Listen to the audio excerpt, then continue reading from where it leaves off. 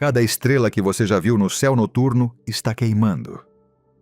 Ela está se consumindo, fundindo átomos em um forno que não tem igual na Terra, gerando tanta energia que você pode senti-la a 93 milhões de milhas de distância como calor sobre a sua pele. Mas essa combustão não pode durar para sempre. O combustível se esgota. A pressão falha. E quando isso acontece, o que vem a seguir está entre os eventos mais violentos, mais estranhos e, em alguns casos, mais belos que o universo pode produzir. Tendemos a pensar nas estrelas como elementos permanentes. As mesmas constelações dentro das quais nossos antepassados desenharam figuras são as mesmas que observamos esta noite. No entanto, essa sensação de permanência é uma ilusão. Não porque as estrelas estejam mudando em escalas de tempo humanas, mas porque aquilo que chamamos de estrela é apenas uma fase dentro de uma história muito mais longa. Antes de uma estrela, houve uma nuvem de gás e poeira colapsando. E depois de uma estrela, há algo mais. Algo que pode ser mais estranho e mais extremo do que a própria estrela jamais foi.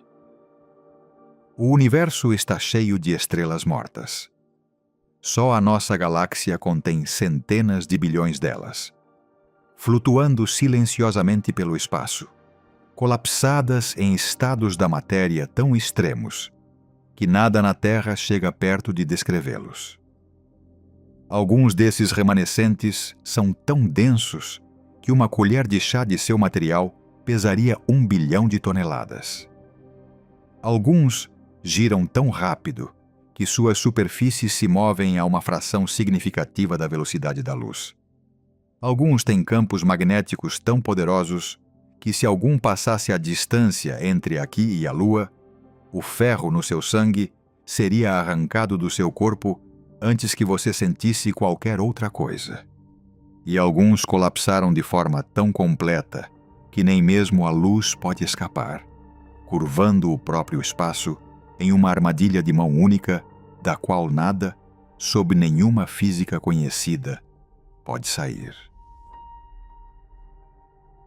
Para entender as estrelas mortas do cosmos, primeiro você precisa entender que nem todas as estrelas morrem da mesma maneira.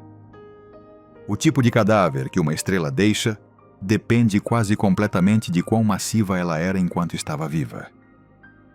A massa é a única variável que molda cada aspecto da vida de uma estrela. E, de forma crucial, a sua morte. Pense nisso como um controle. Aumente-o. E você comprime bilhões de anos de evolução estelar mais lenta em uma trajetória mais rápida e violenta que termina em algo muito mais extremo. Estrelas como o nosso Sol, e a grande maioria das estrelas da galáxia está nesse intervalo intermediário ou abaixo, passam suas vidas fundindo hidrogênio em hélio em seus núcleos. Esse processo gera uma pressão para fora que sustenta a estrela contra a gravidade. O Sol tem feito isso há cerca de 4,6 bilhões de anos e tem aproximadamente mais 5 bilhões pela frente. Mas quando o hidrogênio no núcleo finalmente se esgota, o núcleo se contrai sob sua própria gravidade e as camadas externas da estrela se expandem enormemente, transformando o Sol em uma gigante vermelha. Nessa fase, o nosso Sol se expandirá até cerca de 200 vezes o seu tamanho atual. Grande o suficiente para engolir Mercúrio e Vênus, e possivelmente a Terra. Eventualmente, até mesmo o hélio no núcleo se esgota, e a gigante vermelha já não consegue sustentar a fusão. Nesse ponto, as camadas externas se dispersam no espaço em uma nuvem de gás lenta e em expansão chamada nebulosa planetária. Um invólucro brilhante de material expelido, iluminado pelo núcleo quente que permanece em seu centro. Aquilo em que esse núcleo se transforma é uma anã branca. Para estrelas mais massivas, de aproximadamente 8 vezes a massa do Sol ou mais, o final é categoricamente diferente e muito mais violento. Essas estrelas podem continuar fundindo elementos cada vez mais pesados, como carbono, neônio, oxigênio e silício, cada etapa queimando mais rapidamente que a anterior. Quando o núcleo finalmente se torna ferro, a fusão para completamente. O ferro é o ponto final da combustão nuclear estelar. Você pode fundir elementos mais leves para liberar energia e pode dividir elementos mais pesados para liberar energia, mas o ferro é o fundo da curva energética e nenhuma reação que o envolva produz um ganho líquido. O núcleo, já sem gerar qualquer pressão para fora, colapsa em menos de 1 segundo. As camadas externas caem para dentro, colidem com o núcleo colapsado incrivelmente denso e ricocheteiam para fora em uma explosão de violência quase incompreensível. Uma supernova. O que resta no centro é uma estrela de nêutrons, ou, se a estrela original era massiva o suficiente, um buraco negro. Assim, temos 3 destinos: anãs brancas para estrelas de massa intermediária, estrelas de nêutrons para estrelas de aproximadamente 8 a 20 vezes a massa do Sol e buracos negros para as mais massivas. Estes não são pontos em um espectro, mas 3 categorias fundamentalmente diferentes de física, cada uma representando matéria elevada e que é um regime que não tem paralelo em nenhum outro lugar do universo observável. Visitaremos cada uma delas, do mais familiar ao mais extremo. Imagine que você está em uma nave espacial, derivando em direção a uma anã branca. Ainda está a milhões de milhas de distância. E para os seus instrumentos, ela parece quase como qualquer outra estrela fraca e tênue. Ela brilha no ultravioleta e em faixas de raios X suaves, o que indica que é extremamente quente. Anãs brancas recém-formadas podem atingir temperaturas superficiais de mais de 100.000 graus Kelvin, superando facilmente qualquer coisa que o nosso Sol produz. Mas ela é minúscula.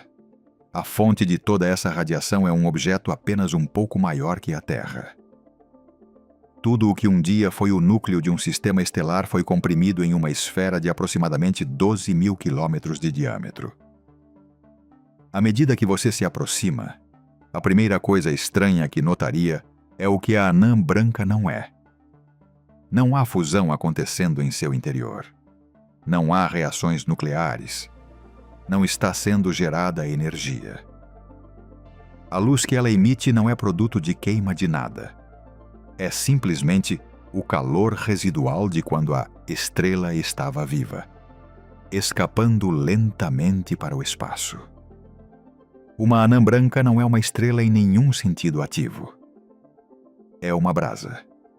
É o núcleo denso de carbono e oxigênio do que antes era uma estrela, sustentado contra o colapso não pela energia da fusão nuclear, mas por uma propriedade da mecânica quântica dos elétrons chamada pressão de degenerescência.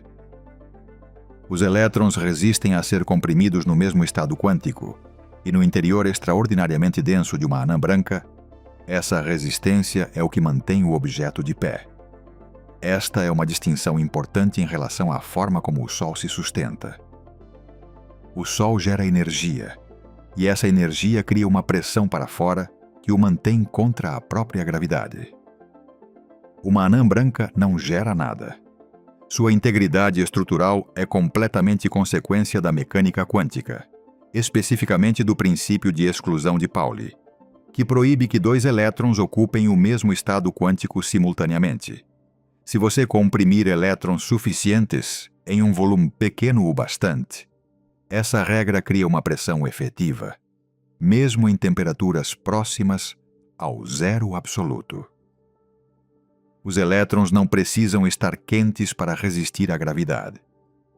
Eles só precisam ser elétrons. A matéria dentro de uma anã branca é diferente de qualquer coisa que você experimentaria na vida cotidiana. Sua densidade é aproximadamente 1 milhão de vezes maior que a da água.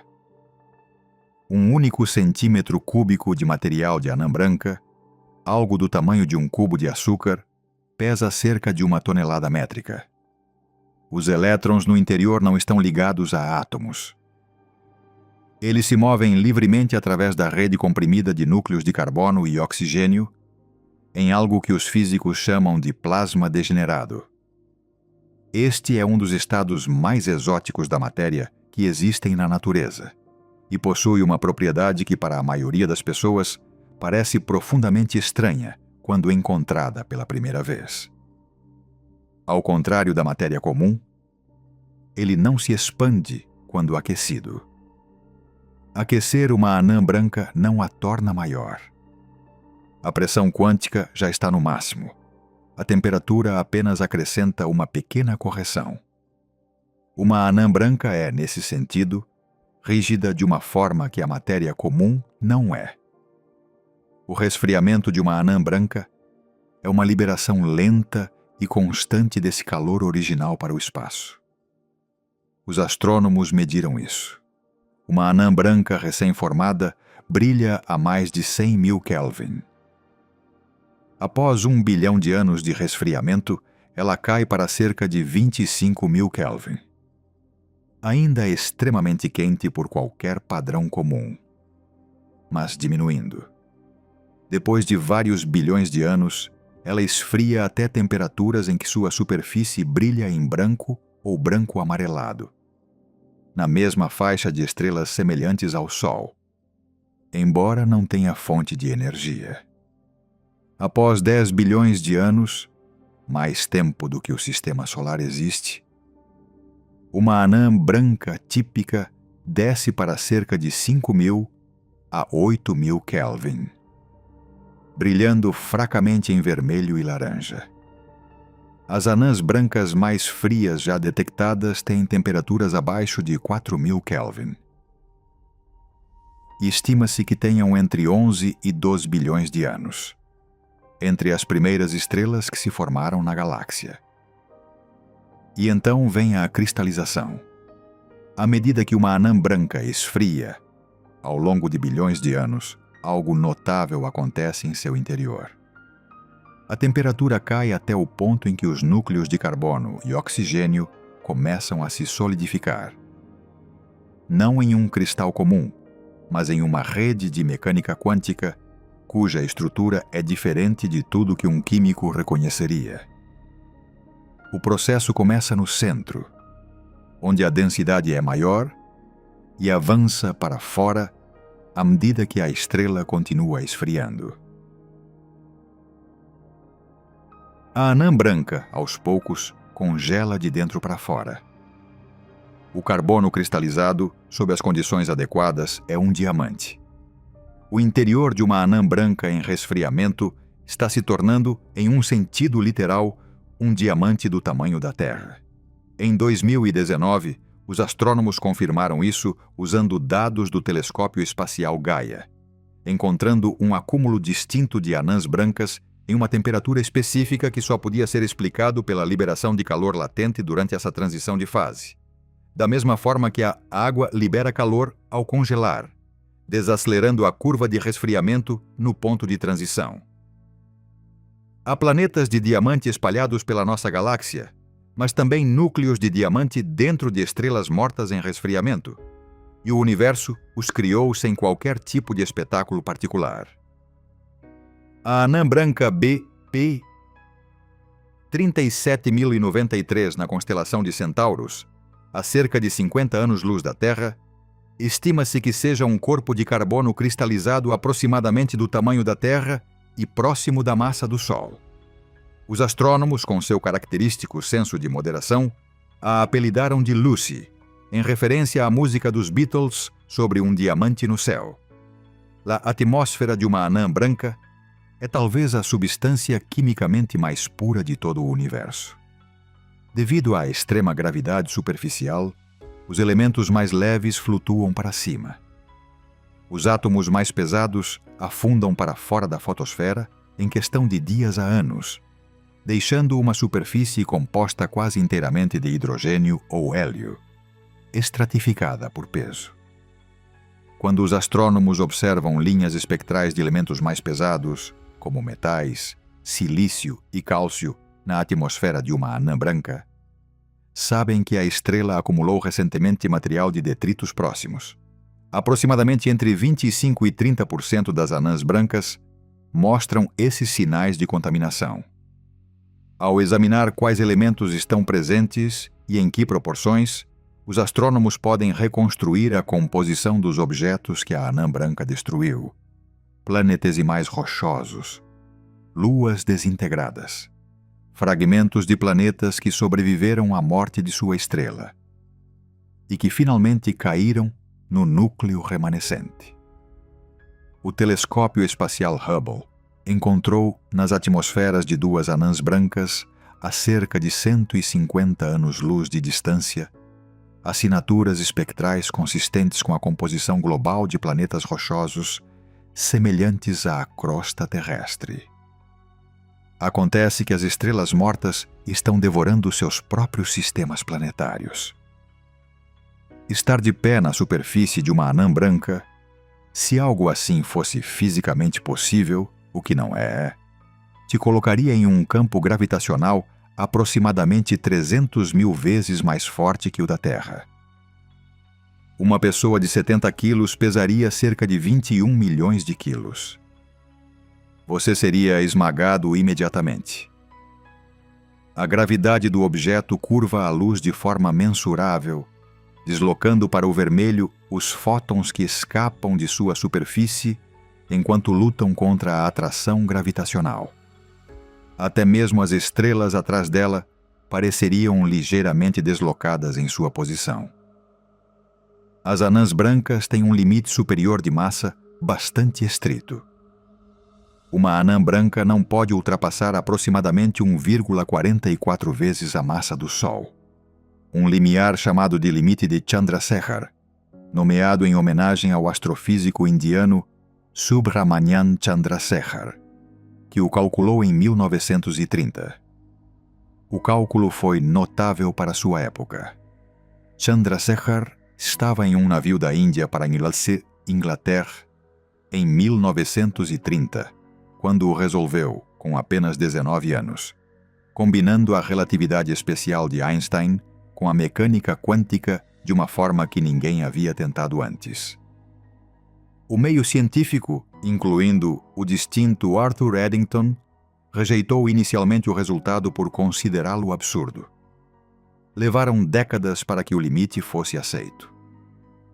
Chandrasekhar finalmente recebeu o Prêmio Nobel em 1983, mais de 50 anos após o cálculo.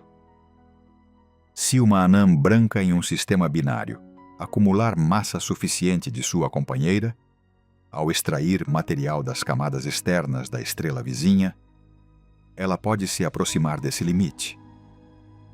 Quando isso acontece, a pressão de degenerescência já não consegue sustentá-la. A anã branca colapsa catastroficamente e então explode em um tipo particular de supernova chamada tipo 1A. Essas explosões são tão consistentemente brilhantes que os astrônomos as usam como velas padrão para medir distâncias cósmicas, e foi por meio desse método que a expansão acelerada do universo foi descoberta em 1998. Dois grupos de astrônomos, trabalhando de forma independente com supernovas do tipo 1A a grandes distâncias, descobriram que as mais distantes eram mais fracas do que deveriam ser. Estavam mais longe do que a taxa esperada de expansão cósmica podia explicar. O universo não estava apenas se expandindo. Ele estava se expandindo cada vez mais rápido com o tempo, impulsionado por uma pressão misteriosa, agora chamada energia escura. A ferramenta que revelou isso foi uma série de estrelas mortas, explodindo exatamente no limiar de massa que Chandrasekhar havia calculado em 1930 em um navio atravessando o Oceano Índico. O destino das anãs brancas que não explodem é um resfriamento lento, ao longo de bilhões de anos, em direção à escuridão. Após talvez 10 trilhões de anos, quase 1000 vezes a idade atual do universo, uma anã branca finalmente esfriará por completo, deixando de emitir qualquer luz. Ela se tornará uma anã negra, uma massa fria, cristalina, do tamanho da Terra, composta de carbono comprimido, flutuando silenciosamente pelo espaço, invisível em todos os comprimentos de onda, cujo único vestígio será sua atração gravitacional sobre qualquer objeto que passe perto demais. Nenhuma anã negra existe ainda neste universo. O cosmos não é antigo o suficiente. As anãs brancas mais frias atualmente observáveis ainda têm vários milhares de graus. Mas no futuro distante, a galáxia estará cheia desses objetos. Diamantes frios e invisíveis na escuridão. Os restos físicos finais de cada estrela, como o nosso Sol que já brilhou. Alguns teóricos especularam que, com tempo suficiente, escalas verdadeiramente incompreensíveis, da ordem de 10 elevado a 1100 anos, até mesmo as anãs negras eventualmente explodiriam, à medida que reações de efeito túnel quântico se acumulassem nos centros de seus interiores frios e densos e as empurrassem além do limite de Chandrasekhar uma última vez. Os mortos, de forma impossível, voltariam a se acender. Mas isso está tão distante no futuro que o universo terá mudado de maneiras que hoje não podemos prever. E pertence mais ao campo da especulação matemática do que ao da ciência observacional. Antes de podermos nos aproximar de uma estrela de nêutrons ou de um buraco negro, precisamos testemunhar como eles nascem. Se de alguma forma você pudesse observar as últimas horas de uma estrela massiva a uma distância segura, digamos a alguns anos-luz em uma nave espacial com blindagem suficiente, o que veria seria ao mesmo tempo terrível e espetacular em partes iguais. A estrela vem fundindo elementos cada vez mais pesados durante milhões de anos, cada etapa mais curta que a anterior. A fusão do hidrogênio dura milhões de anos. A do hélio dura centenas de milhares. A do carbono dura séculos. A do néon dura aproximadamente 1 ano. A do oxigênio dura cerca de 6 meses. A do silício, a etapa final antes do ferro, dura apenas alguns dias. Ao final desse processo, o núcleo da estrela se transformou em uma esfera de ferro e níquel aproximadamente do tamanho da Terra, cercada por camadas concêntricas de elementos cada vez mais leves, incluindo silício, oxigênio, néon, carbono, hélio e hidrogênio, cada um ainda queimando em sua respectiva camada. Então, a fusão do silício para. Não há mais energia a ser obtida da fusão. O núcleo de ferro, já não sustentado por nenhuma pressão para fora, entra em queda livre. Em menos de 1/4 de segundo, algo com massa aproximadamente igual à do Sol e do tamanho da Terra colapsa em uma esfera de cerca de 20 quilômetros de diâmetro. A densidade durante esse colapso atinge extremos extraordinários. Os elétrons e prótons são esmagados juntos para formar nêutrons, liberando uma avalanche de neutrinos. Partículas incrivelmente leves, quase sem massa, que interagem com a matéria apenas de forma muito fraca. Tão fraca, de fato, que os neutrinos de um colapso estelar atravessam todo o planeta Terra como se ele não existisse. Em um dia normal, trilhões de neutrinos do Sol atravessam o seu corpo a cada segundo, e você não sente nada. Mas durante uma supernova de colapso do núcleo, o fluxo de neutrinos é tão extremo e a densidade do núcleo em colapso tão alta que até mesmo os neutrinos interagem brevemente com o material ao redor. O resultado é uma onda de choque de energia que se propaga para fora através das camadas da estrela. Esse choque, combinado com um impulso secundário da pressão esmagadora de neutrinos, faz a estrela explodir. Toda a estrutura externa da estrela, todo aquele silício, oxigênio, néon, carbono, hélio, hidrogênio, é lançada ao espaço a velocidades de 10.000 km por segundo ou mais. Em questão de horas, a estrela passa de um sistema estável a uma explosão brilhante visível em toda a galáxia.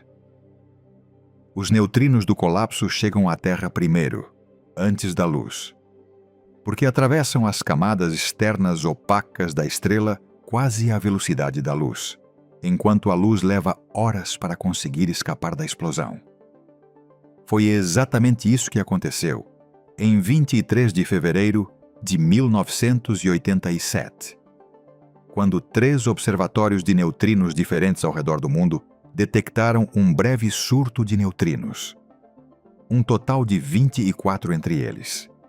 Pouco menos de 3 horas antes de os astrônomos observarem pela primeira vez uma estrela se iluminando na Grande Nuvem de Magalhães, uma galáxia satélite a 168.000 anos-luz de distância.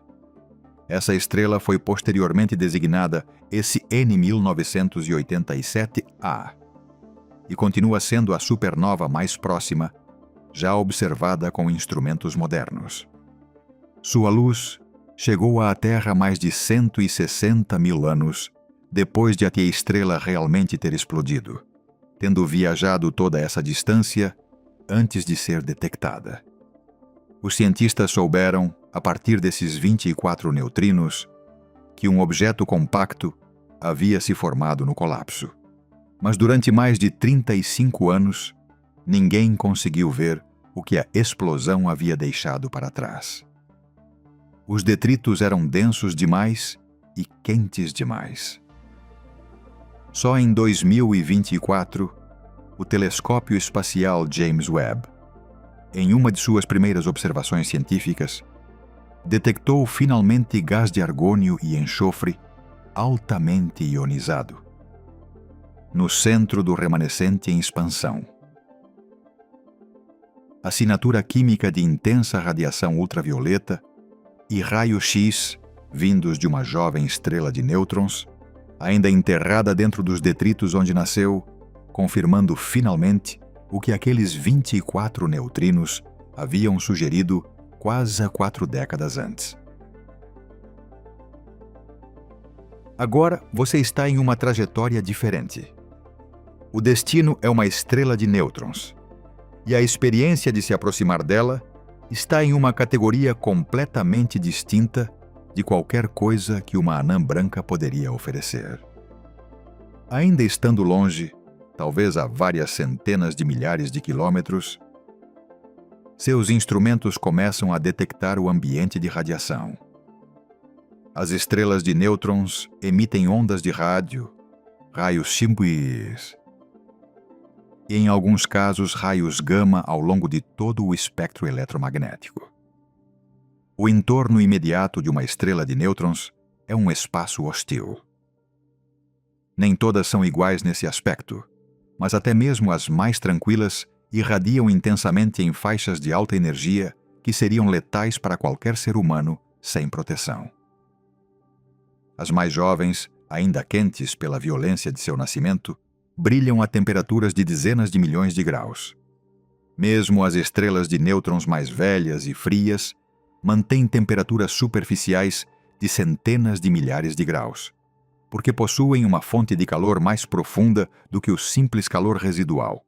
O lento assentamento e reorganização de sua estrutura interna continua liberando energia por milhões de anos. À medida que você se aproxima, os efeitos gravitacionais tornam-se perceptíveis de formas que vão além do que uma anã branca produz. Uma estrela de nêutrons típica, concentra entre 1 e 2 massas solares. A massa de uma estrela inteira ou mais, em um objeto de aproximadamente 20 quilômetros de diâmetro. Isso equivale aproximadamente ao tamanho de uma grande cidade. O campo gravitacional em sua superfície é cerca de 200 bilhões de vezes mais forte que o da Terra. Se você deixasse cair uma pedra de uma altura de 1 metro sobre a superfície de uma estrela de nêutrons, ela atingiria o solo, movendo-se a mais de 1.400 km por segundo. Toda a queda duraria uma fração de milissegundo. Antes do impacto, as forças de maré, a diferença na atração gravitacional entre o lado mais próximo e o mais distante do objeto, já a teriam esticado em um fino fluxo de partículas subatômicas. A velocidade de escape da superfície de uma estrela de nêutrons é aproximadamente metade da velocidade da luz. Isso tem consequências práticas. A luz que escapa da superfície sofre um desvio para o vermelho mensurável, perdendo energia à medida que sobe para fora do poço gravitacional. O espectro que você observa à distância não é o mesmo que o emitido na superfície. E a curvatura do espaço-tempo perto de uma estrela de nêutrons é tão extrema que toda a sua superfície pode ser visível de um único ponto de vista. A luz do lado oposto da estrela se curva ao redor de seu próprio espaço-tempo o suficiente para chegar a um observador na frente. Você veria mais do que um hemisfério. Veria toda a superfície simultaneamente, envolta pela gravidade dentro do seu campo de visão. A superfície em si desafia uma descrição simples. Ela é coberta por uma crosta composta principalmente de átomos de ferro em sua camada mais externa. Mas trata-se de ferro sob condições que não existem em nenhum laboratório na Terra. A gravidade comprimiu a estrutura atômica a tal ponto que as regras normais da química deixam de se aplicar.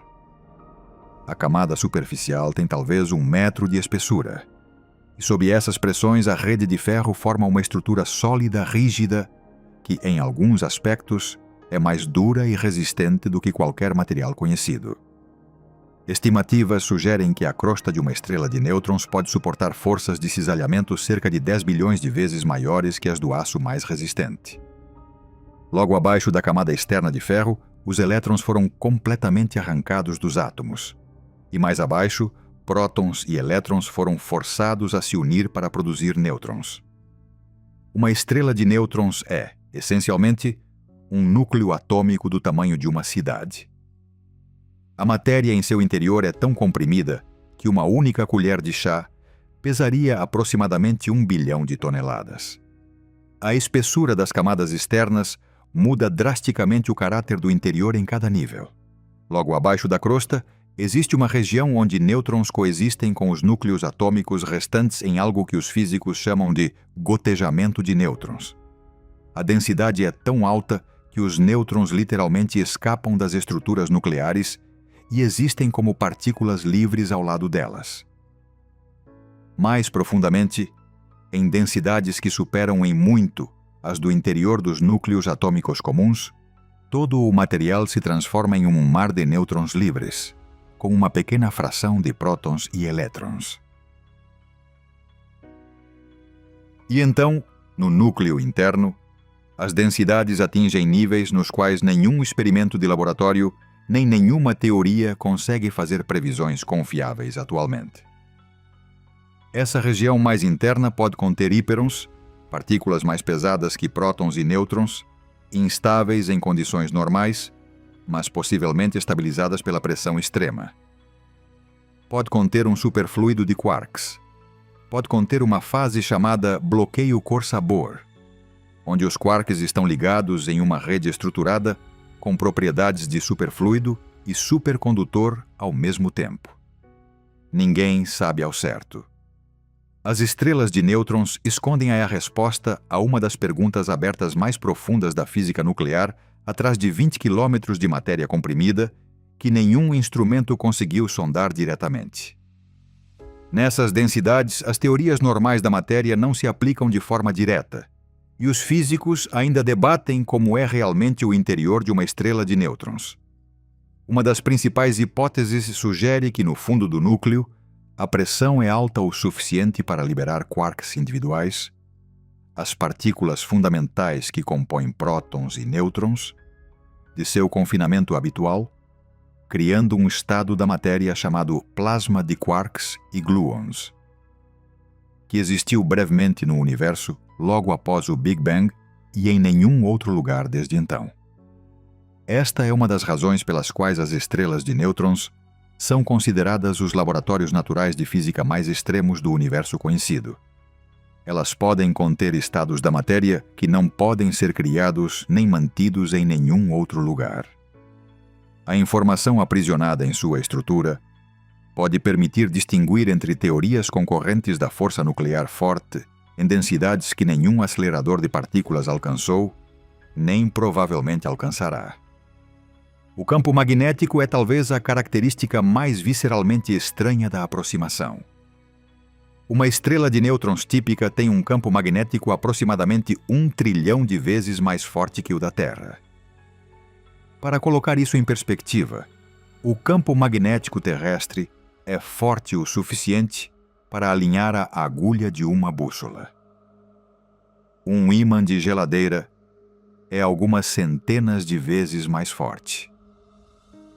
O campo magnético contínuo mais intenso já produzido em um laboratório é de cerca de 45 teslas. Obtido com equipamentos caros e especializados e uma grande quantidade de energia elétrica. O campo de uma estrela de nêutrons está na ordem de 100 milhões de teslas em sua superfície.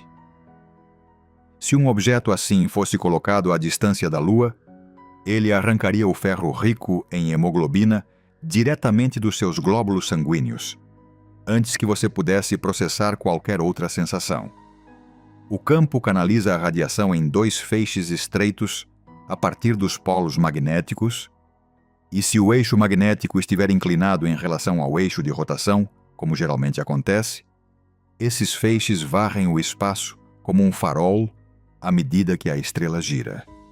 Quando um desses feixes aponta para a Terra durante a rotação, detectamos um pulso de radiação com precisão metronômica.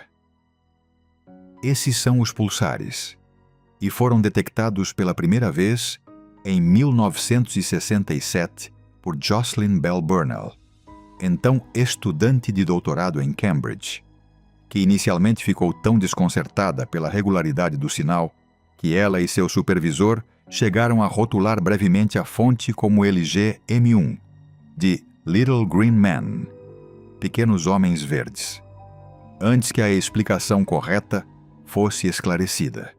Os pulsares giram a velocidades extraordinárias. Um pulsar jovem, nascido em uma supernova, pode girar dezenas de vezes por segundo. E alguns pulsares foram acelerados ao extrair material de uma estrela companheira, o que adiciona momento angular e os faz girar a velocidades extremas. Esses são chamados pulsares de milissegundo, e o mais rápido confirmado, designado PSRJ-174, 8-2446 AD, encontra-se no aglomerado globular Terzan 5, a cerca de 18 mil anos-luz de distância, na constelação de Sagitário. Ele gira 716 vezes por segundo, quase 43 mil rotações por minuto. Seu equador se move a aproximadamente 24% da velocidade da luz. É o objeto sólido que gira mais rápido conhecido no universo. Se fosse ligeiramente maior, o material em seu equador seria lançado ao espaço. Esses pulsares de milissegundo reciclados marcam o tempo com uma precisão tão notável que funcionam como relógios naturais suficientemente exatos para testar a física fundamental, para detectar as minúsculas oscilações do espaço que podem indicar a passagem de uma onda gravitacional, e para verificar previsões da relatividade geral com precisão extraordinária. Um dos fenômenos mais estranhos associados aos pulsares é algo chamado glitch, um pequeno e repentino aumento na velocidade de rotação que interrompe a desaceleração perfeitamente constante que todos os pulsares experimentam ao emitir energia.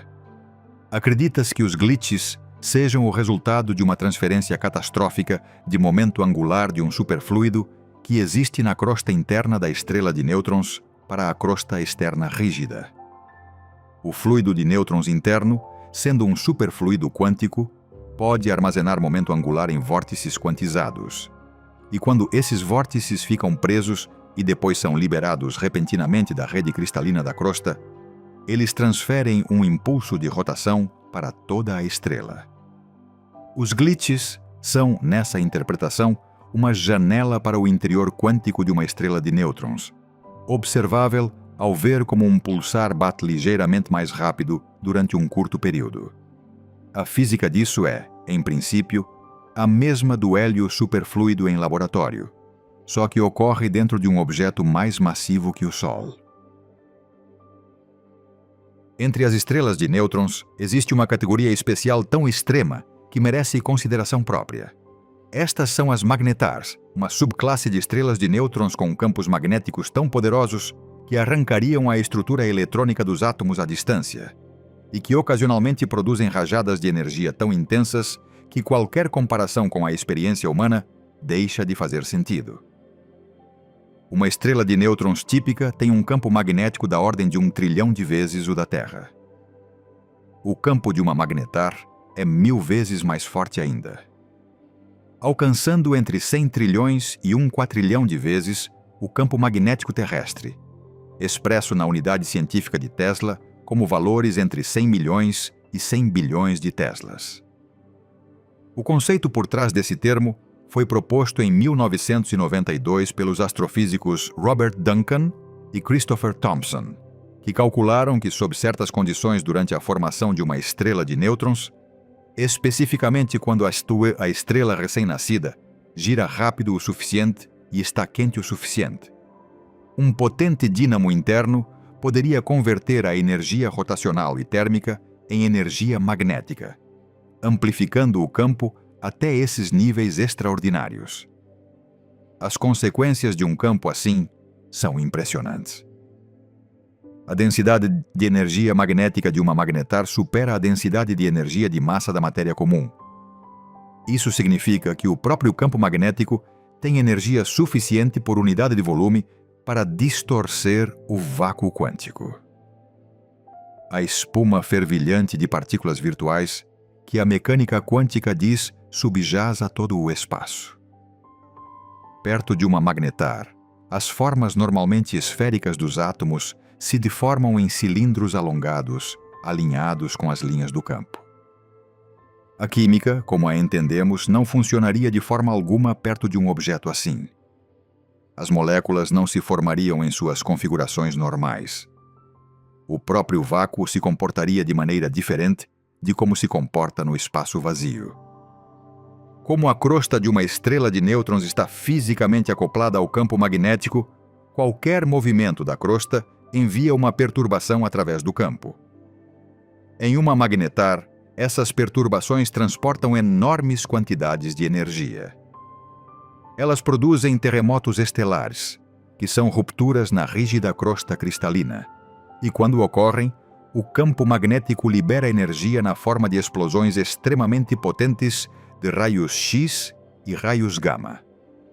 Em 27 de dezembro de 2004, uma magnetar designada SG R1806-20 entrou em erupção em um desses eventos, liberando em apenas 1/10 de segundo mais energia do que o nosso Sol emite em 100 mil anos.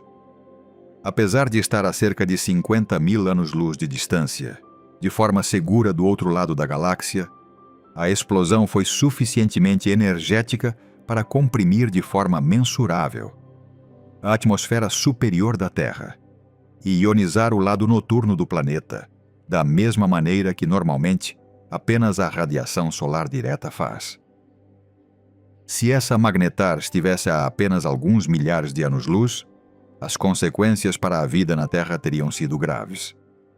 Ainda assim, ela produziu um clarão de radiação que alterou a química da nossa atmosfera superior a partir do outro extremo da galáxia.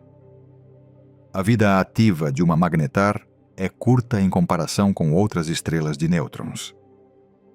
O extraordinário campo magnético decai em cerca de 10.000 anos, e à medida que isso acontece, cessam os terremotos estelares e as explosões de raios-x. O que resta é uma estrela de nêutrons velha e tranquila que perdeu seu campo magnético extremo. Dado quantas supernovas ocorreram na Via Láctea ao longo de sua história, os astrônomos estimam que pode haver 30 milhões ou mais de antigas magnetars inativas flutuando silenciosamente pela galáxia, invisíveis para a maioria dos métodos de observação. Antes de abandonar por completo o domínio das estrelas de nêutrons, há um último evento que vale a pena contemplar, porque é uma das coisas mais violentas que podem ocorrer no universo. E porque está ligado a uma história sobre de onde vem o ouro das suas joias. As estrelas de nêutrons podem existir em sistemas binários, com pares que orbitam uma a outra. Com o tempo, a emissão de ondas gravitacionais, que são ondulações no espaço-tempo previstas pela relatividade geral de Einstein, faz com que as duas estrelas se aproximem em espiral. Este é um processo extremamente lento em escalas humanas, mas o universo tem paciência. À medida que a órbita se estreita ao longo de milhões de anos, a taxa de emissão de ondas gravitacionais aumenta e a espiral se acelera.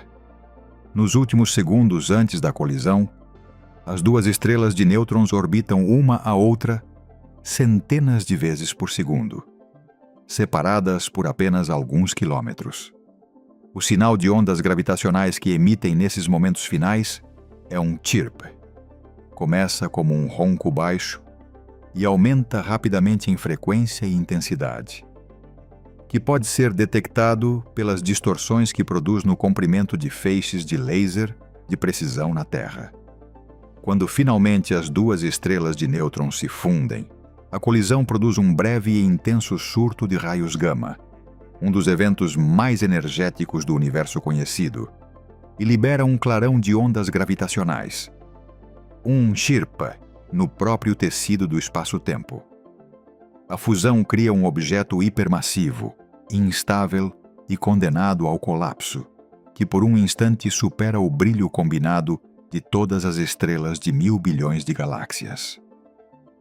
O jato de material lançado ao longo do eixo de rotação atravessa o gás ao redor e, se estiver direcionado para a Terra, aparece como um surto curto de raios gama. Um fenômeno que foi observado durante décadas sem uma explicação clara, até que uma fusão de estrelas de nêutrons foi finalmente confirmada como sua origem.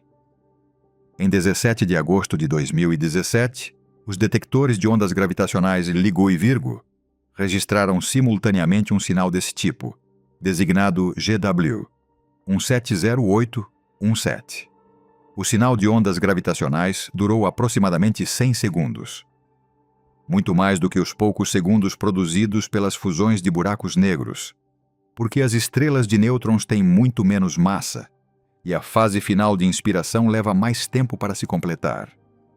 Apenas 1,7 segundo depois de a onda gravitacional atravessar a Terra, um surto de raios gama ativou os detectores dos satélites Fermi e Integral. Em poucas horas, 70 observatórios em todos os continentes e no espaço apontaram para a região do céu indicada e encontraram o remanescente luminoso da colisão em uma galáxia chamada NGCE 4993, a cerca de 140 milhões de anos-luz de distância. Foi o primeiro evento cósmico confirmado simultaneamente, tanto em ondas gravitacionais quanto em luz, e provavelmente se tornou o evento astronômico mais estudado da história. Apenas no dia do anúncio foram publicados 84 artigos científicos sobre ele. O remanescente da colisão brilhou intensamente nas primeiras horas. Depois foi se apagando e avermelhando nos dias seguintes. Essa evolução característica, azul brilhante no início, quando elementos leves dominavam, e depois vermelho profundo, à medida que elementos mais pesados demoravam mais para decair, era Ossa. Assinatura prevista de uma quilonova, o nome dado à bola de fogo radioativa produzida por uma fusão de estrelas de nêutrons. O componente azul vinha de elementos R-processo mais leves, principalmente estrôncio e outros elementos apenas um pouco mais pesados que o ferro. O componente vermelho vinha dos produtos mais pesados do R-processo. Lantanídeos, elementos na faixa do lantânio ao lutécio, cujas estruturas eletrônicas complexas os tornam altamente opacos a certos comprimentos de onda da luz e dão à quilonova sua assinatura de cor característica. O que essas observações confirmaram foi algo que os astrofísicos há muito suspeitavam, mas nunca tinham visto diretamente. Fusões de estrelas de nêutrons são a principal forja dos elementos mais pesados do universo. Durante a colisão, o ambiente de densidade extrema de nêutrons e temperatura permite uma sequência de reações nucleares rápidas chamada processo R, no qual núcleos atômicos absorvem nêutrons mais rápido do que podem decair, construindo massas que a fusão estelar normal jamais conseguiria produzir. A taxa de captura de nêutrons precisa ser extraordinariamente rápida, milhões de vezes mais rápida do que a escala típica de decaimento radioativo dos núcleos intermediários, e apenas uma fusão de estrelas de nêutrons, com seu suprimento quase ilimitado de nêutrons livres e suas condições termodinâmicas extremas, pode sustentar o processo. Os elementos criados dessa forma incluem platina, urânio, iodo e ouro. O processo R representa aproximadamente metade de todos os elementos mais pesados que o ferro existentes no universo. O ouro de um anel de casamento, a platina de um catalisador de automóvel, o iodo do corpo humano.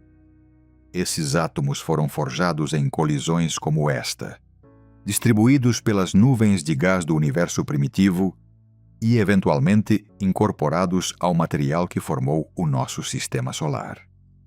Em outras palavras, cada grama de ouro na Terra foi produzido em uma colisão de estrelas de nêutrons ocorrida há pelo menos 4,5 bilhões de anos, em algum lugar da Via Láctea ou de sua progenitora, e depois viajou até a nuvem de gás, que eventualmente se tornou o Sol e seus planetas.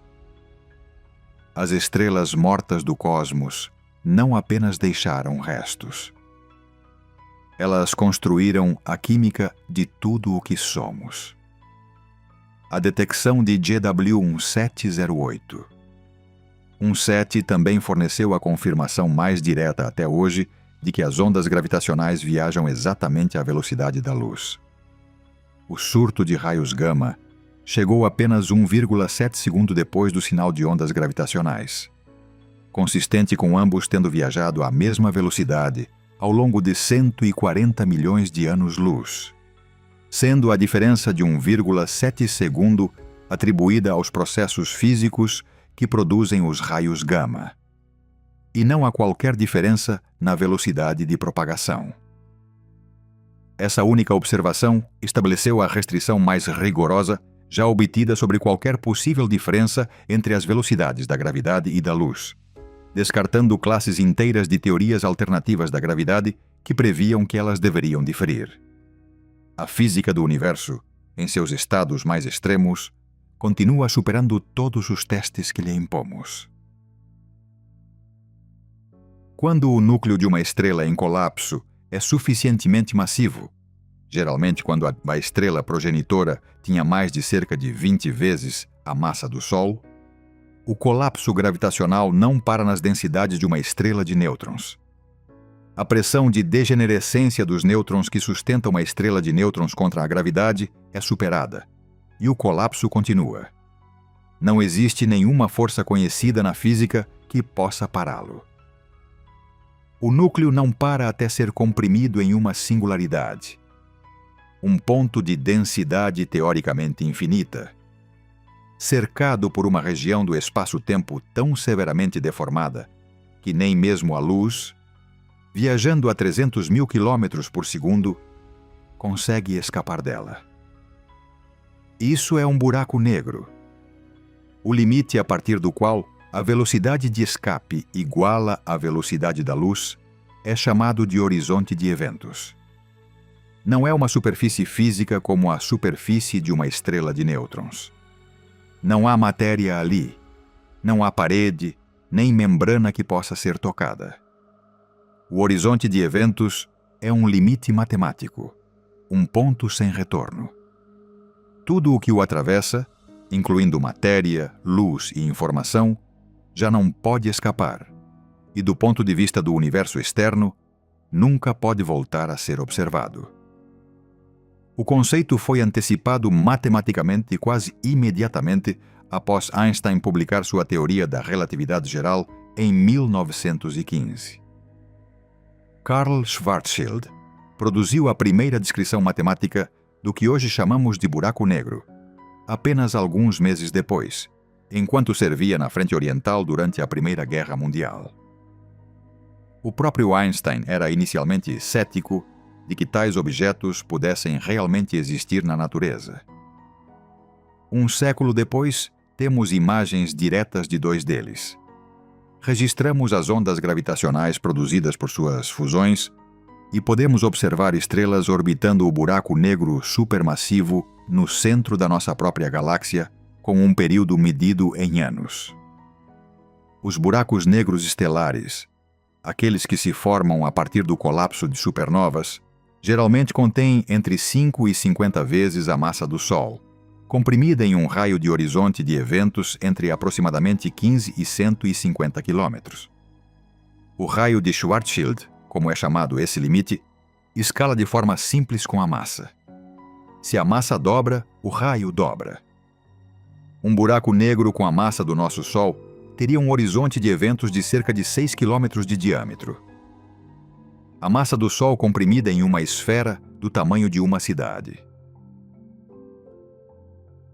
Agora você está na aproximação final a um buraco negro de massa estelar.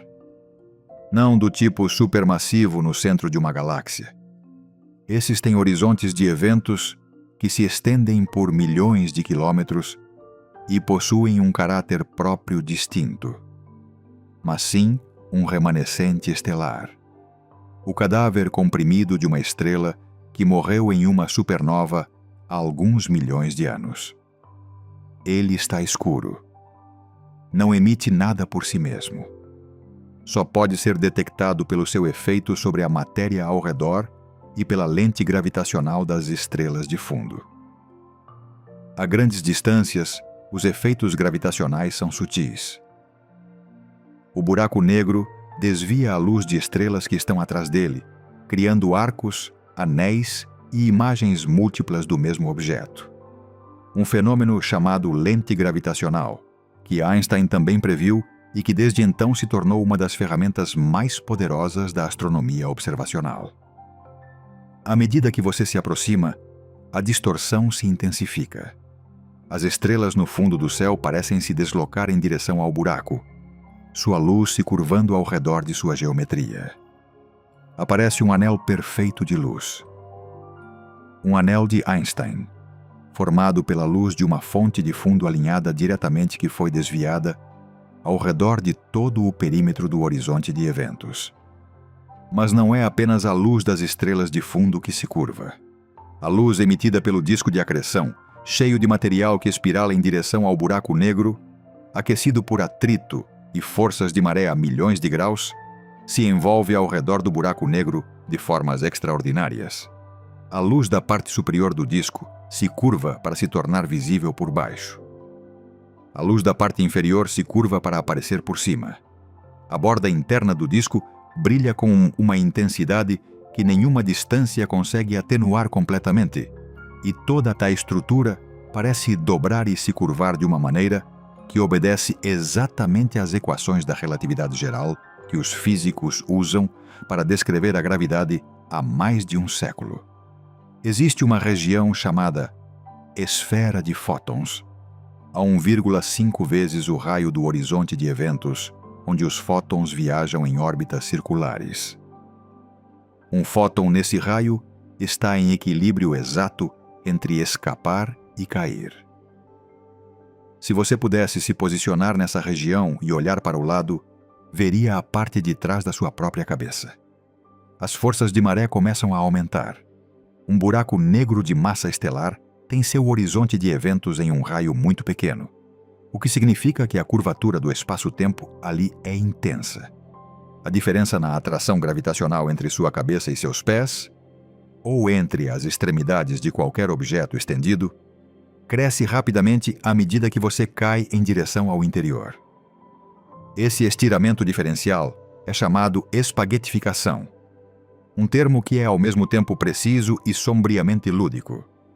Seu corpo, ou qualquer estrutura estendida, é puxado para o buraco mais fortemente na extremidade mais próxima do que na mais distante, e simultaneamente comprimido lateralmente enquanto a matéria é arrastada em direção ao eixo da queda. O resultado é que o objeto se torna progressivamente mais longo e fino, como um doce sendo esticado. No caso de um buraco negro de massa estelar, esse processo começa muito antes de cruzar o horizonte de eventos. Você seria esticado além da sobrevivência antes de atravessar o limite. No caso de um buraco negro suficientemente massivo, um com milhões ou bilhões de massas solares, como os buracos negros supermassivos nos centros galácticos, as forças de maré no horizonte de eventos são, na verdade, suaves o suficiente para que um ser humano pudesse, em teoria, cruzá-lo sem ser destruído imediatamente. O estiramento só se torna catastrófico muito mais para dentro. Essa é uma das coisas mais contraintuitivas sobre buracos negros.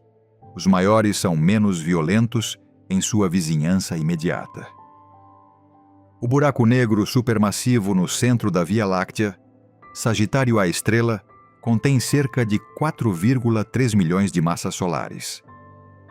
Em seu horizonte de eventos, com cerca de 12 milhões de quilômetros de diâmetro, aproximadamente um sexto da distância entre a Terra e o Sol, a diferença de força de maré ao longo de um corpo humano é de aproximadamente 0,02%.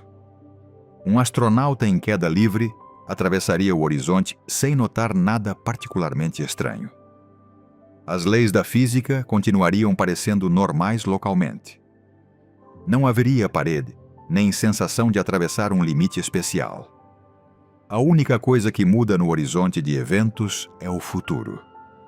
Uma vez dentro, toda a trajetória possível leva para o interior. Mover-se, parar, acelerar. Nada muda o resultado. A singularidade não está à frente no espaço. Na geometria deformada do interior de um buraco negro, ela está no seu futuro no tempo. As leis da física, como as entendemos, não oferecem uma descrição do que realmente acontece ali. Do lado de fora, a história é radicalmente diferente. Um observador que te visse cair em um buraco negro observaria algo estranho.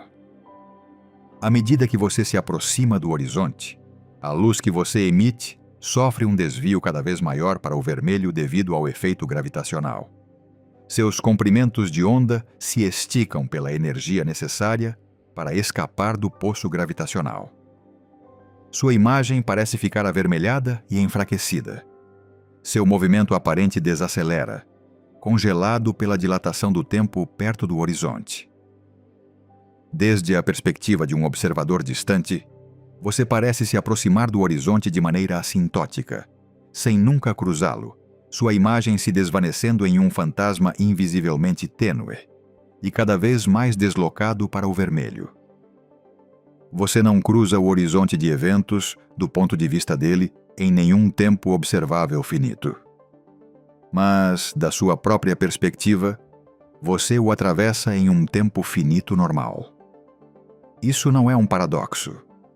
É uma consequência direta da forma como a relatividade geral trata a relação entre as medições de tempo e espaço de diferentes observadores. A dilatação do tempo perto de um buraco negro é o mesmo efeito que os satélites GPS precisam corrigir, embora em uma versão muito mais extrema. Os relógios dos satélites avançam ligeiramente mais rápido que os relógios na superfície da Terra, porque estão em um campo gravitacional mais fraco e experimentam menos dilatação gravitacional do tempo. Perto do horizonte de eventos de um buraco negro, a dilatação do tempo se torna infinita. O observador externo vê o relógio do objeto, que cai desacelerar até parecer parar completamente. Se você pudesse cair em um buraco negro com um relógio e transmitir uma transmissão ao vivo, as pessoas observando de longe veriam seu relógio desacelerar, seus movimentos diminuírem, seu sinal se deslocar para o vermelho do espectro visível ao infravermelho, depois para rádio e finalmente além do limite de detecção, enquanto você não experimentaria nada em comum. O disco de acreção ao redor de um buraco negro em processo ativo de acreção é um dos ambientes mais energéticos do universo. A matéria que espirala para dentro converte uma fração significativa de sua energia de massa em radiação. A eficiência desse processo, para material orbitando próximo à órbita estável mais interna de um buraco negro, é de aproximadamente 10%. A fusão nuclear nas estrelas converte menos de 1% da massa do hidrogênio em energia. O processo de acreção é 10 vezes mais eficiente que a fonte de energia mais poderosa usada pelas estrelas. Por isso, buracos negros em acreção, quasares e núcleos galácticos ativos são alguns dos objetos mais brilhantes do universo observável, visíveis a bilhões de anos-luz. Um único buraco negro de massa estelar que esteja acumulando material de uma estrela companheira pode produzir tanta luminosidade em raio-x quanto 10 bilhões de sóis. O interior de um buraco negro é o único lugar do universo onde nossas melhores teorias da física realmente deixam de funcionar. A relatividade geral prevê uma singularidade, um ponto de densidade infinita no qual as equações deixam de produzir resultados com sentido. Mas os físicos não acreditam que as singularidades sejam reais no sentido final da palavra. O que eles acreditam, quase de forma universal, é que a singularidade é um sinal de que a relatividade geral é incompleta, que nesses extremos de curvatura e densidade é necessária uma teoria que una a gravidade à mecânica quântica, e que tal teoria substituiria a singularidade por algo finito e fisicamente real, cuja natureza ainda não podemos descrever.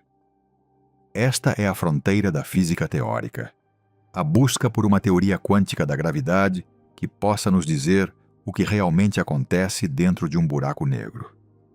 O paradoxo da informação dos buracos negros é talvez o problema aberto mais profundo relacionado a essa fronteira. Na relatividade geral clássica, tudo o que cai em um buraco negro se perde de forma irrecuperável. Sua informação, no sentido físico, deixa de ser acessível ao universo externo após o horizonte. Mas a mecânica quântica contém um princípio fundamental segundo o qual a informação não pode ser destruída. Isso não é apenas uma afirmação sobre os limites práticos da medição. É uma afirmação sobre a estrutura matemática da teoria quântica. Se você tem informação completa sobre o estado quântico de um sistema, em princípio pode evoluí-lo para trás no tempo e recuperar toda a informação sobre o que o originou. A destruição de informação quebraria a mecânica quântica em um nível fundamental. Stephen Hawking propôs em 1974 que efeitos quânticos próximos ao horizonte de eventos fazem com que buracos negros emitam radiação térmica, um brilho tênue e constante de partículas produzido pela interação dos campos quânticos com a curvatura do espaço-tempo no horizonte. Essa radiação de Hawking não carrega informação sobre o que caiu dentro. Se o buraco negro se evapora lentamente através dessa radiação, tudo o que caiu nele, cada partícula, cada fragmento de informação, parece desaparecer. Hawking passou as últimas décadas de sua vida tentando resolver se essa informação é realmente destruída. E antes de sua morte em 2018, ele havia suavizado sua posição original, sugerindo que a informação poderia ser preservada de formas sutis na radiação emitida, codificada em suas correlações de maneiras que seriam praticamente irreversíveis, mas teoricamente presentes. A questão continua em aberto. A resolução do paradoxo da informação, quando vier, exigirá precisamente o tipo de teoria quântica da gravidade que os físicos vêm buscando há quase um século. A escala temporal da evaporação de Hawking é absurda em termos humanos. Para um buraco negro de massa estelar, o tempo de evaporação é maior que a idade atual do universo por um fator que ultrapassa um número com 67 zeros. Na prática, qualquer buraco negro formado por colapso estelar absorverá radiação de fundo cósmico de micro-ondas mais rápido do que perderá massa por radiação de Hawking durante todo o futuro previsível do universo. A evaporação dos buracos negros não é algo que acontecerá em um intervalo nem remotamente imaginável, mas acontecerá, eventualmente. E quando isso ocorrer, os últimos segundos da vida de um buraco negro são previstos como um surto de radiação altamente energética, quando a massa restante colapsa através do espectro de Hawking e o buraco se evapora por completo. As estrelas mortas do cosmos não estão distribuídas de maneira uniforme. Compreender onde elas estão e o que fazem com os ambientes ao seu redor completa uma imagem mais ampla de como a galáxia realmente funciona. As anãs brancas são o tipo mais comum de remanescente estelar. Aproximadamente 97% de todas as estrelas da galáxia devem eventualmente se tornar anãs brancas, porque a grande maioria não tem massa suficiente para produzir uma supernova. A anã branca mais próxima da Terra, Sirius B, orbita a brilhante estrela Sirius, a estrela mais luminosa do céu noturno, a cerca de 8,6 anos-luz de distância. Foi a primeira anã branca já descoberta, inferida em 1844 pelo astrônomo Friedrich Bessel, a partir de uma leve oscilação no movimento próprio de Sirius, e mais tarde observada diretamente. Ela contém ligeiramente mais massa que o Sol comprimida em uma esfera do tamanho da Terra.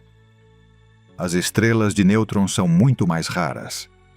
Estima-se que existam cerca de 1 bilhão na Via Láctea, contra várias centenas de bilhões de estrelas. Mas como são pequenas e muitas vezes já não emitem como pulsares, a maioria é invisível. Só podemos observar diretamente aquelas que emitem pulsos na nossa direção ou que estão em sistemas binários ativos, onde estão acumulando material de uma estrela companheira. A população de estrelas de nêutrons detectadas é uma amostra pequena e possivelmente enviesada do total. Os buracos negros são ainda mais difíceis de contar.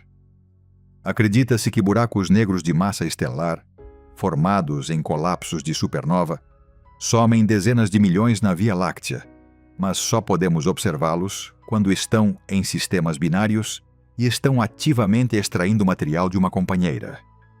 Nessa configuração, o material em queda se aquece a temperaturas extremas enquanto espirala para o interior, emitindo raios X intensos que denunciam a presença do buraco negro. Foram confirmados cerca de 2 dezenas de buracos negros de massa estelar nesses sistemas. O restante é invisível, movendo-se silenciosamente pela galáxia, identificável apenas se passar entre nós e uma estrela de fundo e distorcer sua luz. Depois existem os buracos negros supermassivos, uma classe completamente diferente, situada nos centros das galáxias e com massas que vão de cerca de 1 milhão até dezenas de bilhões de massas solares. Sagitário. A estrela no centro da nossa galáxia é relativamente modesto, com 4,3 milhões de massas solares. O buraco negro no centro da galáxia elíptica gigante M87, fotografado em 2019 pelo Event Horizon Telescope, na primeira imagem direta de um buraco negro já obtida, contém aproximadamente 6,5 bilhões de massas solares. Esses objetos não se formam a partir de um único colapso estelar. Sua história de formação ainda é uma área ativa de pesquisa, envolvendo tanto o colapso direto de enormes nuvens de gás no universo primitivo, quanto a acreção de matéria ao longo do tempo cósmico. Eles são grandes demais para serem descendentes diretos da evolução estelar comum, e entender como cresceram até suas massas atuais é uma das questões centrais em aberto na ciência da formação de galáxias.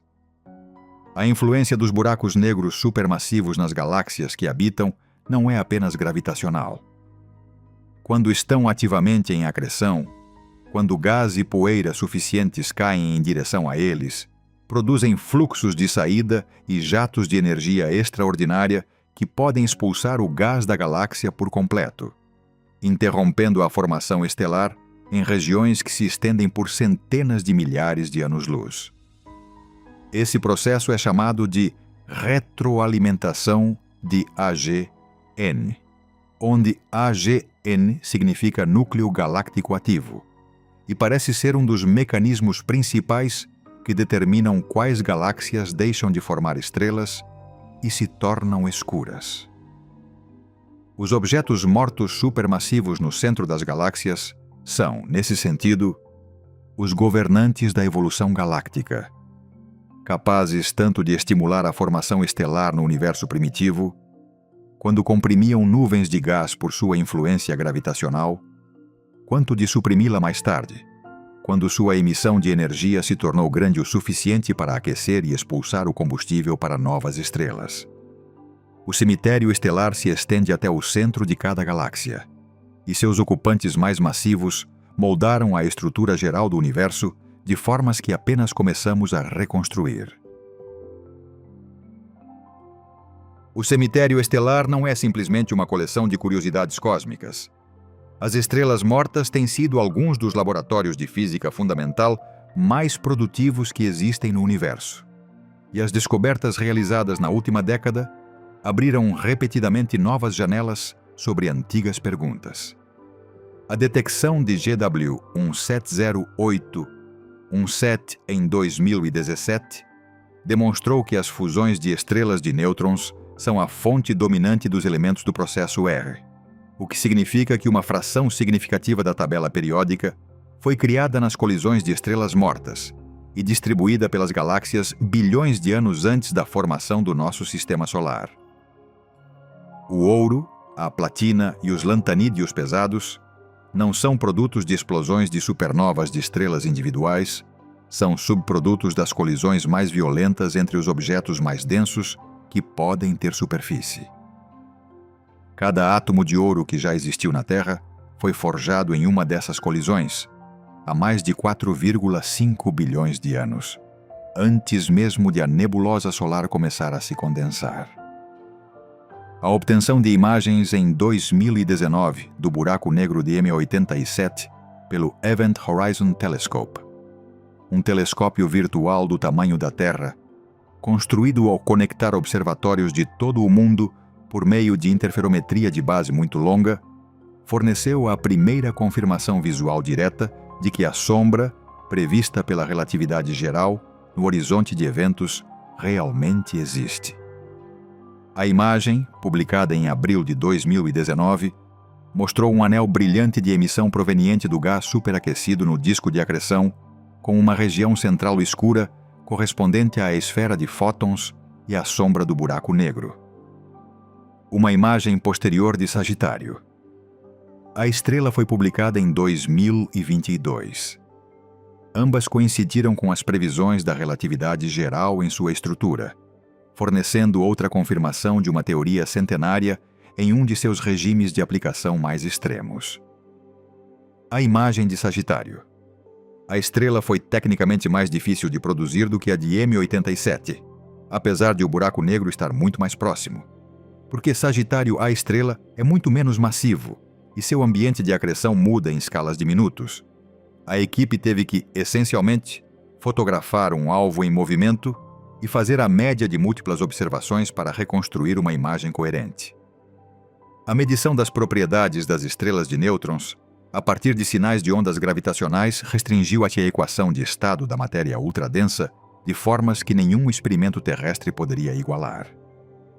A deformação de maré das duas estrelas de nêutrons nos momentos que se antecederam à fusão, GW, 1708, 17, como elas mudavam de forma, enquanto a gravidade de cada uma deformava a outra, foi detectável no sinal de ondas gravitacionais e permitiu estabelecer limites sobre o quão rígida ou compressível é a matéria no interior de uma estrela de nêutrons, descartando alguns modelos teóricos e restringindo outros. Observações futuras de mais fusões, com detectores de ondas gravitacionais aprimorados, irão refinar ainda mais essas restrições. As anãs brancas serviram como relógios cosmológicos precisos. Como elas esfriam a taxas previsíveis, a população de anãs brancas em um aglomerado estelar, sua faixa de temperaturas e luminosidades, codifica a idade desse aglomerado com uma precisão que complementa outros métodos. As anãs brancas mais frias e fracas representam as estrelas que se formaram há mais tempo, e suas temperaturas estabelecem um limite inferior para a idade do aglomerado.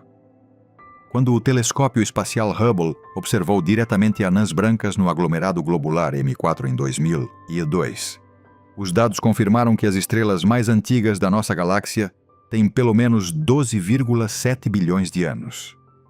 Consistente com um universo de cerca de 13,8 bilhões de anos, e com as primeiras estrelas se formando dentro de aproximadamente 1 bilhão de anos após o Big Bang.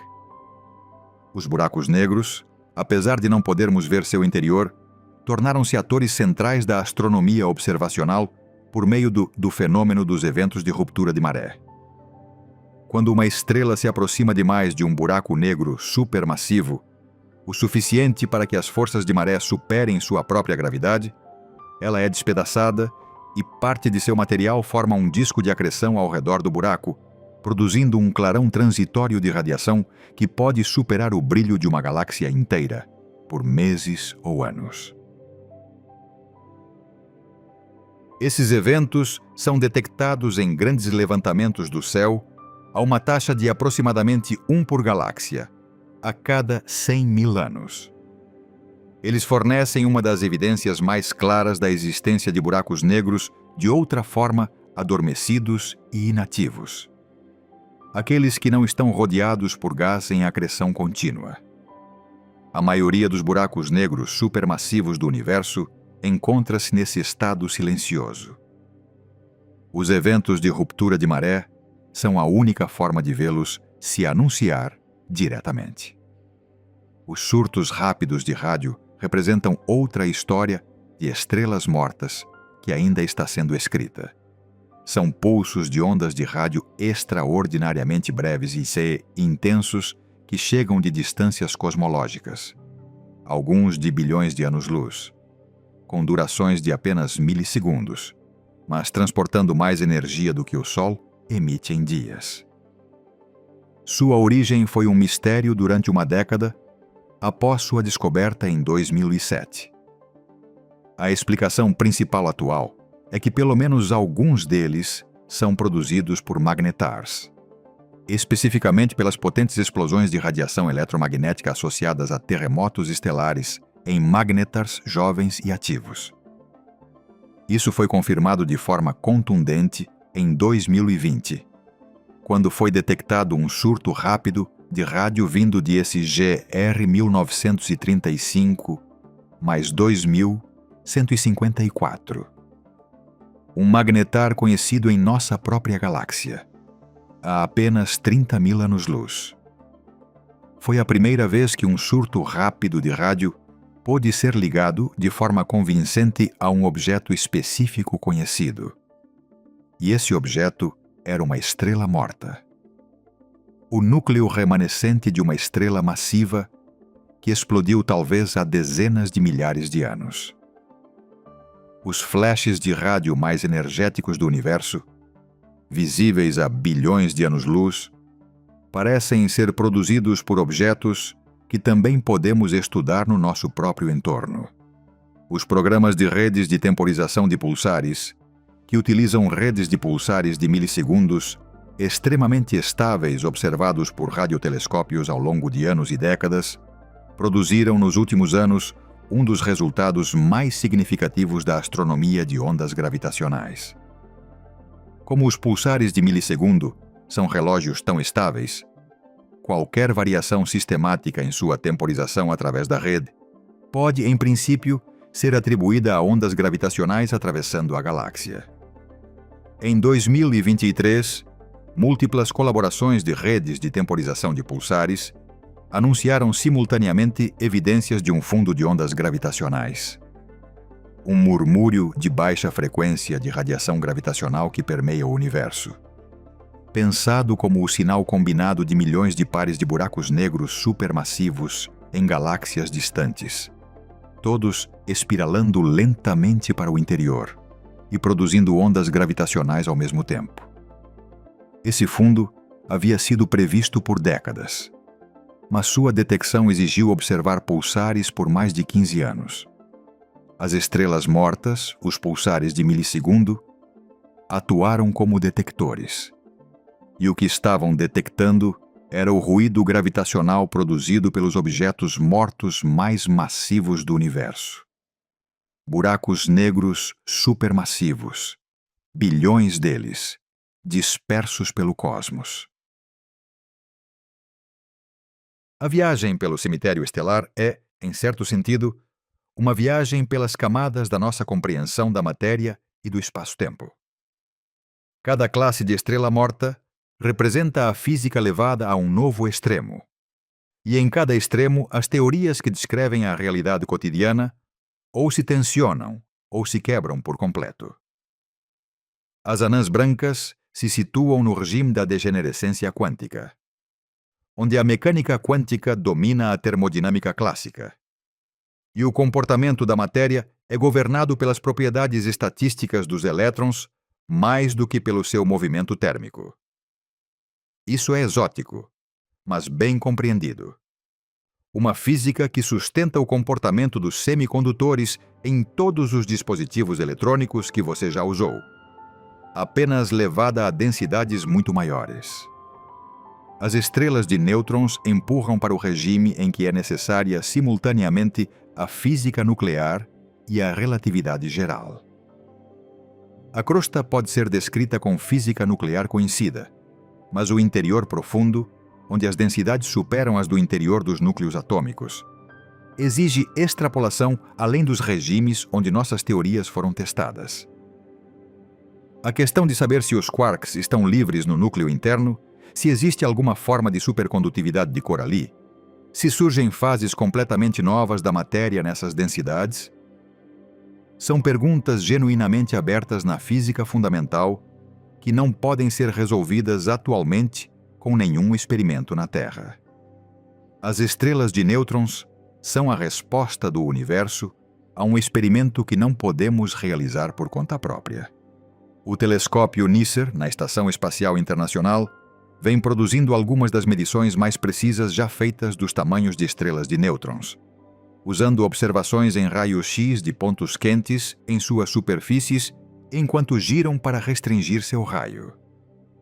Em 2019 e 2021, o NICER publicou medições do raio de duas estrelas de nêutrons que, combinadas com as medidas de deformabilidade de maré das ondas gravitacionais de GW 170817, começaram a formar uma imagem consistente com certos modelos de equação de estado e inconsistente com outros. O interior não parece, como sugeriam alguns modelos, ser composto de matéria hadrônica extremamente macia. Parece ser relativamente rígido.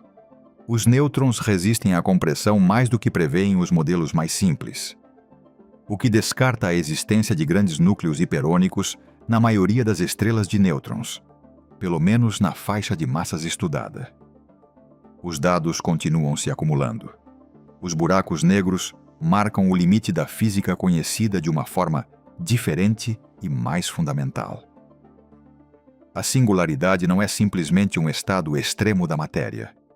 É um ponto no qual o conceito de espaço-tempo definido pela relatividade geral deixa de ter significado. O paradoxo da informação indica que a mecânica quântica e a relatividade geral não podem ser ambas corretas tal como estão formuladas quando aplicadas ao interior de um buraco negro. Uma ou ambas precisam ser modificadas. A teoria que resolverá esse conflito, a gravidade quântica, ainda não existe em forma completa. Os candidatos mais desenvolvidos são a teoria das cordas e a gravidade quântica em loop, e elas fazem previsões muito diferentes sobre como é a física na escala de Planck, o regime de densidade e curvatura próximo à singularidade. Na teoria das cordas, os graus de liberdade das cordas e as dimensões adicionais que ela requer levam a uma imagem diferente da singularidade em relação ao ponto previsto pela relatividade geral. Na gravidade quântica em loop, o próprio espaço é quantizado, formado por blocos discretos. E a singularidade é substituída por uma região de alta densidade, mas finita, onde a geometria quântica do espaço produz uma pressão repulsiva efetiva que impede a compressão infinita. Nenhuma das duas teorias produziu ainda uma previsão confirmada por observação. Os buracos negros são os lugares onde tal confirmação poderia um dia chegar. Não a partir de observações dentro deles, mas das propriedades sutis da radiação de Hawking, dos sinais de ondas gravitacionais de espirais de massa extrema que serão observados por futuros detectores espaciais, ou de correlações sutis nas propriedades de fusões de buracos negros que codifiquem algo sobre a estrutura quântica do horizonte de eventos. Também existe a controvérsia do firewall, que explodiu na física teórica em 2012, quando uma equipe de físicos liderada por Ahmed Al-Mairi argumentou que os três pressupostos que sustentavam a compreensão convencional dos buracos negros, que a relatividade geral funciona no horizonte de eventos, que a mecânica quântica preserva a informação e que observadores distantes podem confiar no princípio da equivalência. Não podem ser todos verdadeiros simultaneamente. Pelo menos um deve ser falso. A resolução exige algo drástico. Ou o observador que cai não atravessa suavemente o horizonte como prevê a relatividade geral, mas encontra uma parede de radiação de alta energia no limite, como um firewall. Ou a informação escapa do buraco negro por algum mecanismo não descrito pela física semiclássica convencional. Ou o princípio da equivalência falha de uma forma que nunca foi detectada. Esse debate impulsionou avanços significativos na compreensão das relações entre teoria da informação quântica, gravidade e física de buracos negros, e ainda não está resolvido. As respostas que vierem sobre o interior das estrelas de nêutrons, sobre a resolução do paradoxo da informação, sobre o comportamento da matéria em densidades além da física nuclear, não serão notas de rodapé em uma imagem concluída. Elas vão reescrever a imagem por completo. O estudo das estrelas mortas não é uma disciplina concluída. É uma das áreas mais ativas da astrofísica e da física fundamental. E a última década viu mais descobertas importantes do que qualquer período comparável anterior. A astronomia de ondas gravitacionais, nascida com a primeira detecção de buracos negros em fusão pelo LIGO em 2015, já catalogou dezenas de fusões de sistemas compactos, pares de estrelas de nêutrons, pares de buracos negros e pares mistos. Cada detecção adiciona um novo ponto de dados sobre a estatística populacional desses objetos.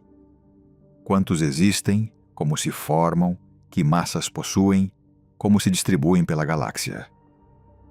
Os detectores aprimorados do LIGO e do Virgo, junto com o novo detector Kagra no Japão e o planejado Einstein Telescope na Europa detectarão centenas de fusões por ano nas próximas décadas, transformando o que antes era uma descoberta ocasional em um conjunto de dados estatístico. Entre os resultados mais esperados estão as detecções de buracos negros no chamado vazio de massas. Uma faixa de massas entre aproximadamente 3 e 5 massas solares, onde quase nada foi detectado até agora. Se esse vazio é real, ou apenas consequência de limitações observacionais, pode ter implicações profundas para entender quais explosões estelares produzem estrelas de nêutrons e quais produzem buracos negros. O detector espacial de ondas gravitacionais LISA, aprovado pela Agência Espacial Europeia para lançamento na década de 2030, estenderá a astronomia de ondas gravitacionais a frequências muito mais baixas do que aquelas acessíveis aos detectores terrestres. Nessas frequências, o LISA será sensível à espiral lenta de buracos negros de massa estelar em direção a buracos negros supermassivos, eventos chamados de espirais de razão de massas extrema, que percorrerão milhares de órbitas antes da fusão final. O sinal de ondas gravitacionais codificará um nível extraordinário de detalhe sobre a geometria do espaço-tempo ao redor do buraco negro supermassivo, fornecendo testes de precisão da relatividade geral em torno de buracos negros em rotação em um nível muito superior a qualquer coisa atualmente possível.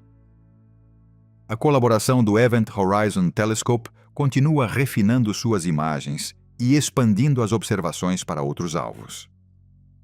A equipe científica trabalha em direção à obtenção de filmes do ambiente dinâmico próximo aos discos de acreção dos buracos negros, capturando em tempo real os fluxos de plasma e os mecanismos de lançamento de jatos. O próprio Sagitário. A estrela da Via Láctea foi observado produzindo flares cuja origem ainda é objeto de debate. Algo ocorre perto do horizonte de eventos do buraco negro central da nossa galáxia em escalas de minutos a horas, e entender esse processo exige conectar o que sabemos de relatividade geral com o que sabemos de física de plasma em campos magnéticos extremos. O Event Horizon Telescope de nova geração, uma expansão proposta do conjunto atual, pretende produzir imagens significativamente mais nítidas ao adicionar estações no espaço e em novas localizações terrestres. A detecção pelo JW, esse T da estrela de nêutrons dentro de esse N 1987 abriu uma nova era no estudo de estrelas de nêutrons jovens. À medida que os restos em expansão desse N 1987 se tornem mais transparentes nas próximas décadas, os astrônomos esperam ver cada vez mais o objeto compacto jovem em seu interior. Se ele for um pulsar, e os dados do JW, esse T, são consistentes com uma nebulosa de vento de pulsar ao redor do objeto. Esse N 1987 oferecerá uma oportunidade única de estudar uma estrela de nêutrons desde o momento de seu nascimento, observando como ela evolui, como sua rotação diminui e como ela esfria em tempo real ao longo de décadas. Algo que nunca foi possível com qualquer outro sistema. Nenhuma outra estrela de nêutrons nasceu suficientemente perto e recentemente para permitir esse tipo de acompanhamento longitudinal. A missão de imagem Escutuia e espectroscopia de raios XRA-DSM, lançada pelo Japão em 2023, está produzindo os espectros de raio-x de mais alta resolução já obtidos de estrelas de nêutrons, anãs brancas em acreção e do plasma quente ao redor de buracos negros. Seus instrumentos resolvem linhas espectrais individuais com precisão que permite aos físicos medir diretamente as velocidades, temperaturas e densidades da matéria em ambientes extremos, e detectar assinaturas sutis de efeitos relativísticos no gás que gira logo fora da órbita estável mais interna ao redor de buracos negros em acreção. O telescópio espacial Nancy Grace Roman, previsto para o final da década de 2020, realizará buscas de eventos de microlente gravitacional que devem revelar centenas de buracos negros isolados e invisíveis que vagam pela galáxia, dando-nos pela primeira vez um censo estatístico da maioria silenciosa de buracos negros de massa estelar que não emitem nenhuma radiação. Talvez o mais importante seja que as próximas décadas verão a maturação da astronomia multimensageira. O uso coordenado de ondas gravitacionais, radiação eletromagnética em todos os comprimentos de onda e neutrinos para observar um mesmo evento sob múltiplos ângulos simultaneamente. A fusão de estrelas de nêutrons de 2017 mostrou o que essa abordagem pode alcançar. Confirmou a origem dos elementos pesados, testou a relatividade geral, restringiu a equação de estado das estrelas de nêutrons e forneceu uma medição independente da constante de Hubble. Tudo a partir de um único evento. Futuras colapsos de núcleos estelares dentro da Via Láctea, que podem ocorrer nos próximos séculos, produziriam uma explosão de neutrinos detectável pela geração atual de observatórios de neutrinos, seguida por ondas gravitacionais e luz eletromagnética em todo o espectro. A última supernova visível a olho nu da Terra foi em 1604. Um evento comparável hoje, observado com todos os instrumentos que construímos desde então, seria o estudo mais completo da morte estelar já realizado. Cada grande observatório do mundo seria imediatamente reorientado. Cada detector de ondas gravitacionais entraria em operação. A explosão de neutrinos chegaria horas antes da luz, dando tempo para a preparação. O cemitério estelar se expande à medida que o universo envelhece. Cada estrela que termina sua vida adiciona mais um remanescente à população. E com cada nova ferramenta que desenvolvemos, cada nova frequência de luz ou novo meio de observação que aprendemos a usar, a imagem que construímos do que esses remanescentes realmente são e do que fazem se torna mais completa. Ainda estamos no começo da compreensão dos objetos mais extremos que o universo produz. Se este tipo de ciência, a física profunda do que o universo realmente é feito e de como funcionam os seus objetos mais extremos, é algo que você quer continuar explorando, inscreva-se neste canal. Cobrimos as maiores estruturas, os objetos mais estranhos e as perguntas mais fundamentais da astrofísica moderna. E ainda há muito por vir.